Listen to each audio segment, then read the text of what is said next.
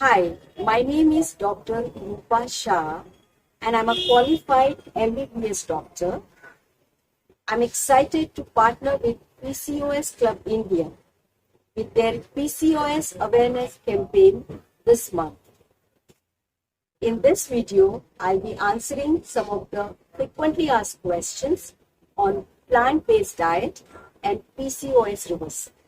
So what is a plant-based diet?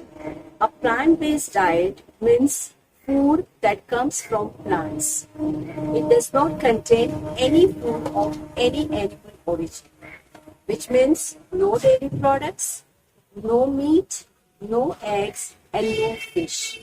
It is only plant-based diet. In plant-based diet, all the fruits are included, all the vegetables are included, all the beans and pulses are included, all the grains are included, and finally nuts and seeds are included. So this is a plant-based diet, and when I say whole food plant-based diet, that means the food that comes from plant origin and is not processed. So for example, if we take orange juice becomes a processed plant food, whereas just eating orange is a whole food plant-based example.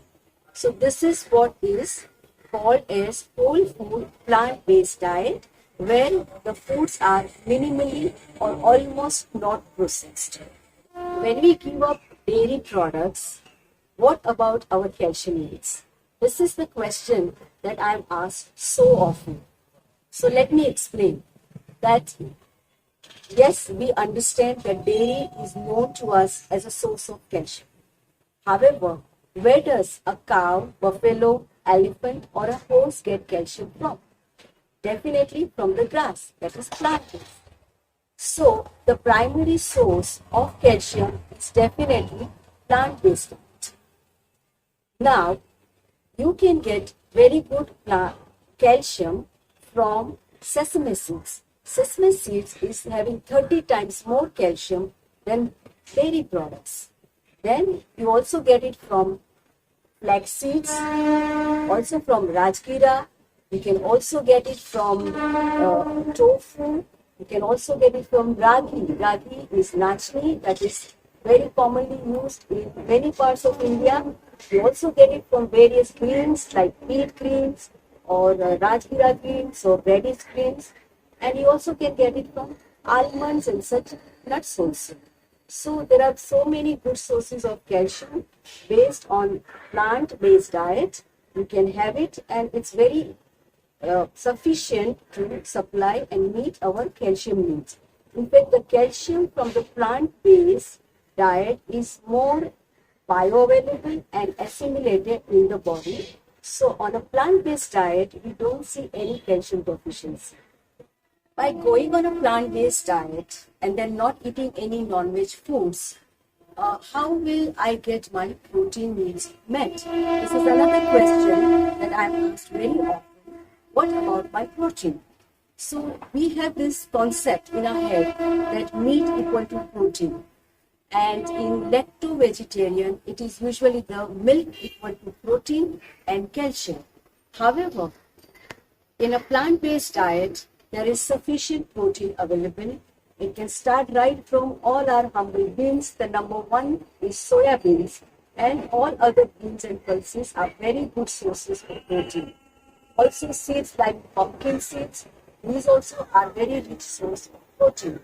We also get protein from our simple vegetables like broccoli or even spinach or potatoes, and also you may get it from green peas. So the plant-based diet is actually quite rich in protein sources.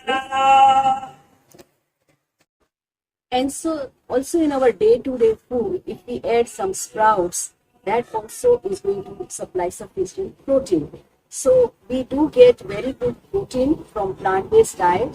Another very important point that I would like to make, that in plant-based diet, we get amino acids of all the varieties that our body needs, and we can make up the protein that we want. However, on a animal-based diet, first our body has to break up, get the amino acids, and then make up a protein. So that becomes a two-step process.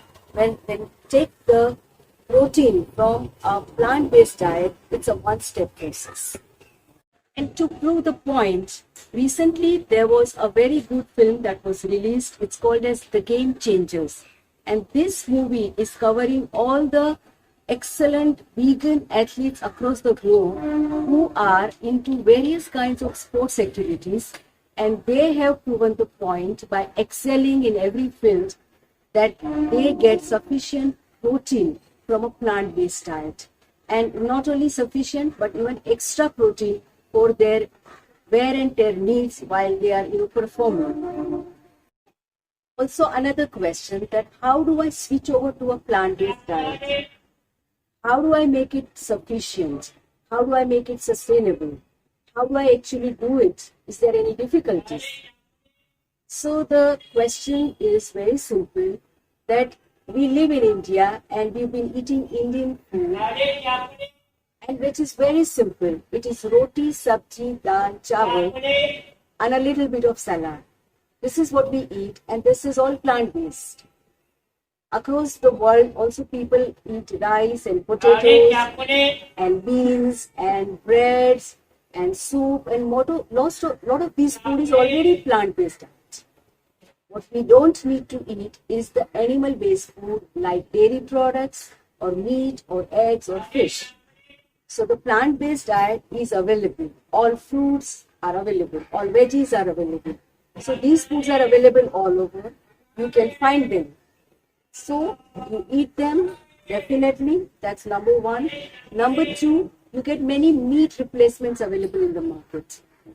Those are made from soya, also from jackfruit, or sometimes from mushrooms. So these mimic the taste of the meat, and you will have you will not miss any of your meat food. The next is the dairy products. The loads of dairy alternatives are available in the market. They are almond milk or soy milk or coconut milk. You also get curd, you get tofu, you get butter, you get buttermilk. So all these things are already available. You can easily replace it. You can have just fruits as breakfast, or you can have beef and chila. You can have a toast, or you can have a poha, and you can also have, say, just the smoothie, cream smoothie.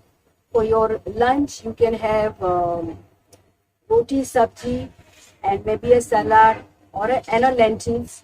And at around 4 o'clock, you can have roasted peanuts or roasted chana. You can have some nuts, just to eat, or you can also have some kurmura or jawar dhani. You can have all these things. You can also have just the coconut or water.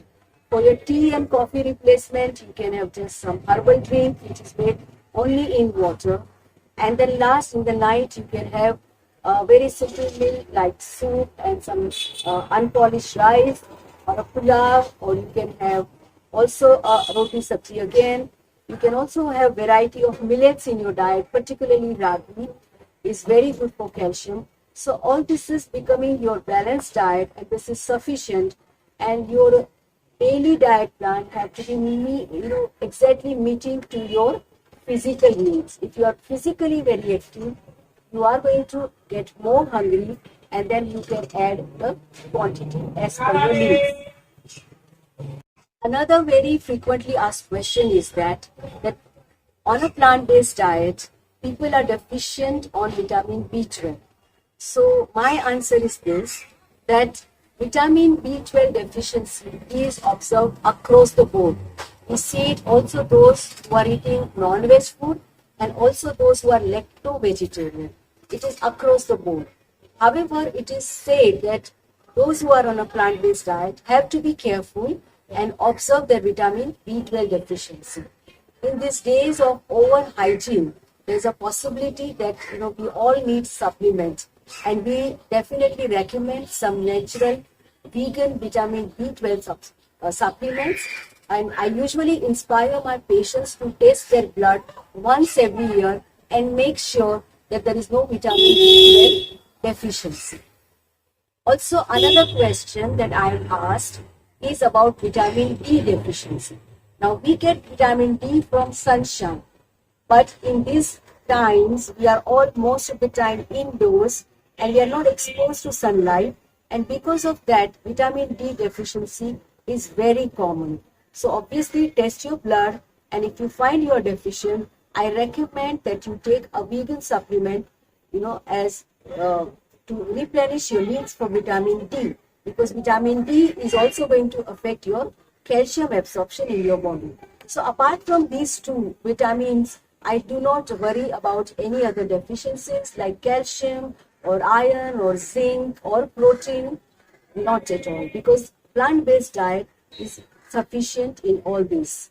Now, to reverse the PCOS, we need to understand about insulin resistance.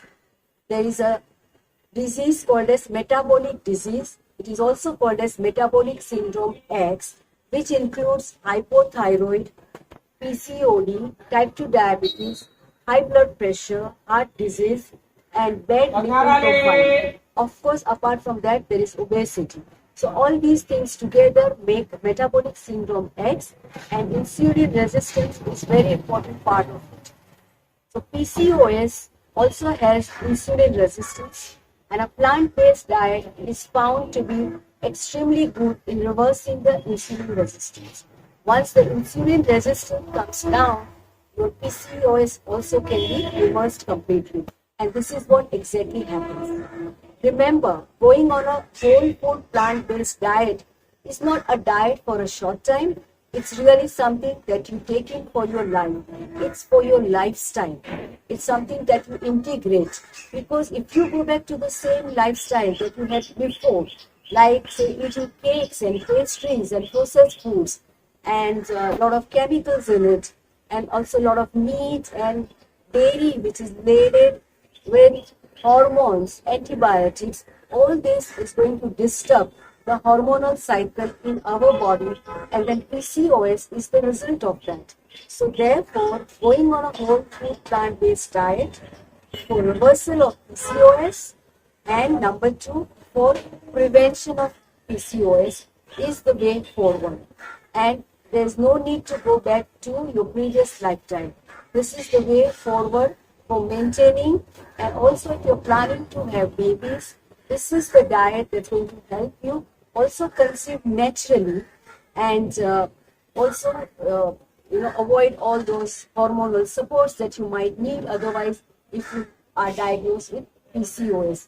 You can see that you can reverse the PCOS completely. All the cysts in your ovaries will disappear, and you can prevent it also now coming in future.